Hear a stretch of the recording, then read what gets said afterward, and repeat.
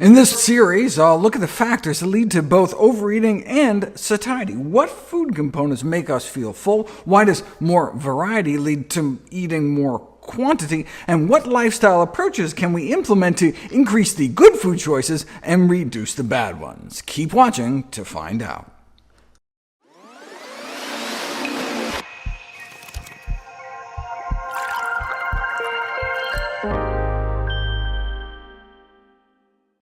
Anyone can lose weight eating less food. Anyone can be starved thin.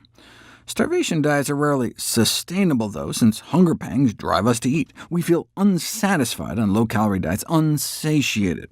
We do have some level of voluntary control, but our deep-seated instinctual drives may win out in the end. For example, you can consciously hold your breath. Try it right now. How long can you go before your body's self-preservation mechanisms take over and overwhelm your deliberate intent not to breathe? Your body has your best interests at heart and is too smart to allow you to suffocate yourself, or starve yourself for that matter.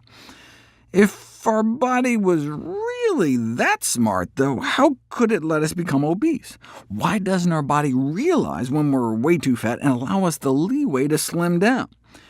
Maybe our body is actually very aware and actively trying to help, but we're somehow undermining those efforts? How could we test this theory to see if that's true? So many variables go into choosing what we eat and how much. There are psychological, social, cultural, and aesthetic factors. To strip all that away and stick just to the physiological, Columbia University researchers designed a series of famous experiments using a food dispensing device. The term food is used very loosely here. Their feeding machine was a tube hooked up to a pump that delivered a mouthful of bland liquid formula every time you pushed a button. Research subjects were instructed to eat as much or as little as they wanted at any time. In this way, eating was reduced to just the rudimentary hunger drive, without the usual trappings of sociability, meal ceremony, and the pleasures of the palate. How much would people be driven to eat? Put a normal weight person in this scenario, and something remarkable happens. Day after day, week after week, with nothing more than their hunger to guide them, they eat exactly as much as they need, perfectly maintaining their weight. They needed about 3,000 calories a day, and that's just how much they unknowingly gave themselves. Their body just intuitively seemed to know how many times to press that button. Put an obese person in that same scenario, and something even more remarkable happens.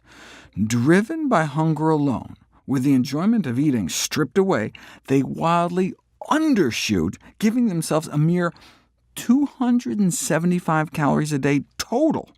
They could eat as much as they wanted, but they just weren't hungry. It's as if their body knew how massively overweight they were, so it dialed down their natural hunger drive to almost nothing. One subject started out at 400 pounds and steadily lost weight. After 252 days sipping the bland liquid, he lost 200 pounds.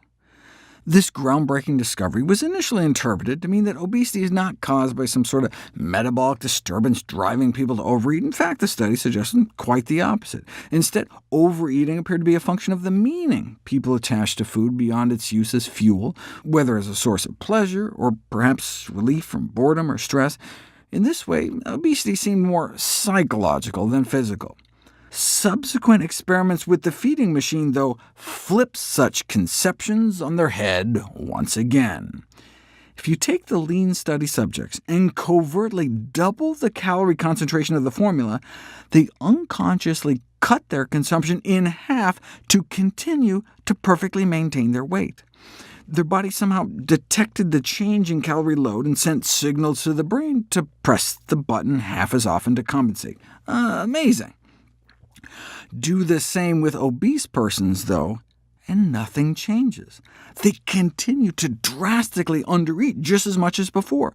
Their body seems incapable of detecting or reacting to the change in calorie load, suggesting a physiological inability to regulate intake. Might the brains of obese persons somehow be insensitive to internal satiety signals? We don't know if it's cause or effect. Maybe that's why they're obese in the first place, or maybe the body knows how obese it is and is shutting down the hunger drive regardless of the calorie concentration. Indeed, the obese subjects continue to steadily lose weight eating out of the machine, regardless of the calorie concentration of the food being dispensed. It would be interesting to see if they regain the ability to respond to changing calorie intake once they reach their ideal weight. Regardless, what can we apply from these remarkable studies to facilitate weight loss out in the real world? We'll explore just that question next.